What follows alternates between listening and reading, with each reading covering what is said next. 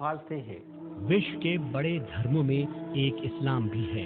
इस्लाम में माना जाता है कि ईश्वर एक है। इस आस्था को तौहीद या एक ईश्वरवाद कहा जाता है। यह माना जाता है कि इस धरती पर आने वाले पहले इंसान आदम और हव्वा एक ईश्वरवाद में विश्वास रखते थे। बाद में लोगों ने अनेकों देवी देवताओं की पूजा अर्चना शुरू कर दी। ये आस्था इस्लाम की आत्मा है।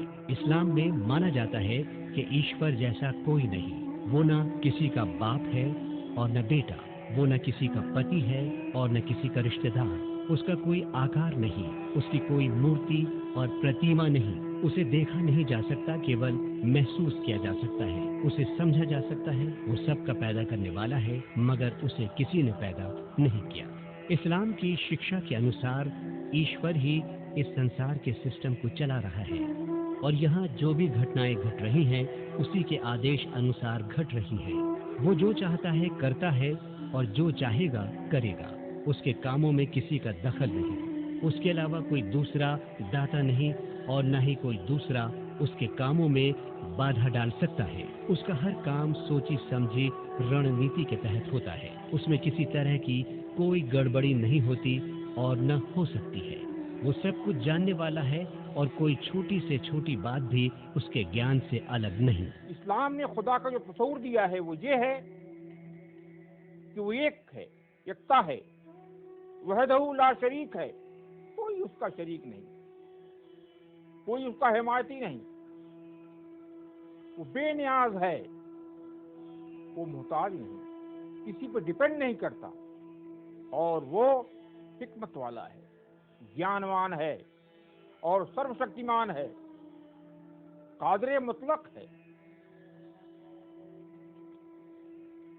वो बाप बेटा नहीं है, वो तो बेनियाज हस्ती है, सबकी पनाहगाह है और वो एकता है, एक है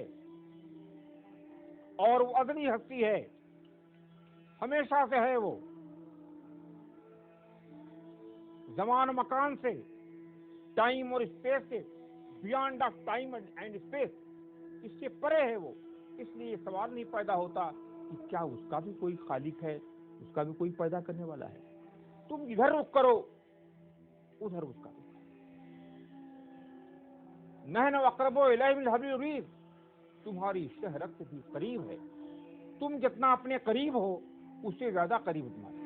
इस्लाम एक ऐसे ईश्वर को मानने की तरफ इंसानों को बुलाता है जो संसार के लिए बेहद कृपालु और दयावान है। वो माता पिता से भी ज्यादा मानव जाति से प्रेम करता है। वो सबको पालता पोसता है, इंसान हो या जानवर, सबको रोजी देता है। वो कीड़े मकोड़ों को जमीन के अंदर जीविका पहुंचाता है। वो मछलियों और पानी के अंदर रहने वाले जीव जंतुओं को पानी के अंदर रोजी देता है। वो इंसानों और जानवरों को धरती पर चलने की ताकत देता है और वही पक्षियों को हवा में उड़ने की शक्ति देता है। वही सबकी नैया को पार लगाता है और वही डूबतों को किनारे तक पहुंचाता है।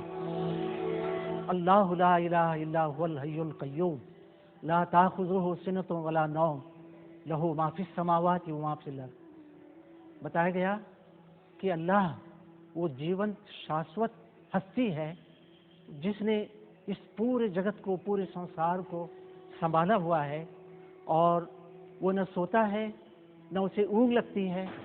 और ज़मीन यानी धरती में और आसमानों में जो कुछ है उसी का है। उसने किसी के हवाले ये पूरा ब्रह्मांड नहीं किया है। इस्लाम की शिक्षा है कि ईश्वर हमेशा से है और हमेशा रहेगा। जब कुछ न था तो भी वो था और जब कुछ न होगा तो भी वो होगा। उसकी जरूरत सबको है और उसे किसी की जरूरत नहीं। इस्लाम में एक ईश्वरवाद की धारणा जिसे तौहीद कहते हैं पूरे जोर के साथ कुरान में बयान की गई है शुरू से आखिर तक। और कुरान की एक अध्याय और सूरह इखलास उसे कहते हैं, उसमें कहा गया है बिस्मिल्लाहिर्रहमानिर्रहीम कुल हुवल्लाहु अहद अल्लाहुस समद लम यलिद वलम यूलद वलम यकुल लहू कुफुवन अहद। अल्लाह के नाम से जो दयावान और अत्यंत कृपाशील है, कहो वह अल्लाह एकता है और वह सबसे निरपेक्ष है और सब उसके मोहताज हैं। वो न किसी की संतान है, न उससे कोई संतान बनी है, और अल्लाह के समक्ष उसके बराबर कोई नहीं है। इस्लाम के अनुसार पूजनीय केवल एक ईश्वर है। कोई व्यक्ति चाहे वो जितना बड़ा हो, पूजा के लायक नहीं। उसके अलावा कोई पूजनीय नहीं और न ही किसी दूसरे की पूजा की जा सकती है। किसी दूसरे की पूजा पाप ही नहीं, महापाप है। इतना बड़ा पाप कि हर पाप तो माफ हो सकता है, मगर ये पाप माफ नहीं हो सकता। इस्लाम इस बात की अनुमति नहीं देता कि आदमी अपने पैदा करने वाले को छोड़कर किसी दूसरे की पूजा अर्चना करे। एक बात ये भी बताई गई कि अल्लाह की अस्तित्व में और उसके गुणों में और उसके अधिकारों में किसी को भी अगर सहभागी बनाया जाए, जिसे कुरान ने शिर्क कहा है, तो बताया गया कि यह शिर्क सबसे बड़ा जुल्म है और इन्नल्लाह ला यग़फ़िरु अन युश्रक बिही, अल्लाह ताला इस शिर्क को माफ़ नहीं करेगा और इसका करने वाला मरते के बाद नरक की आग में जलेगा। कुरान में कहा गया, या अय्युहन्नासु उबुदू रब्बकुमुल्लज़ी ख़लक़कुम वल्लज़ीना मिन क़ब्लिकुम लअल्लकुम तत्तक़ून। ऐ इंसानों, वो मानो, तुम अपने उस रब की इबादत करो जिसने तुमको पैदा किया है, तुमसे पहले के लोगों को पैदा किया है।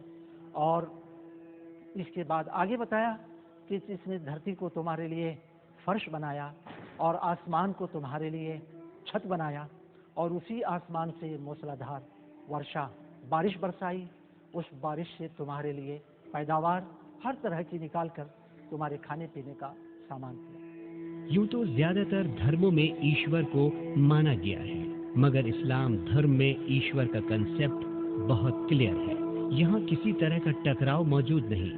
इस्लामी धर्म ग्रंथ कुरान और इस्लाम के पैगंबर हजरत मोहम्मद मुस्तफ़ा सल्लल्लाहु अलैहि वसल्लम के संदेशों में सबसे ज्यादा जोर ईश्वर के एक होने पर ही दिया गया है। इसलिए इस विश्वास को इस्लाम की आत्मा समझा जाता है।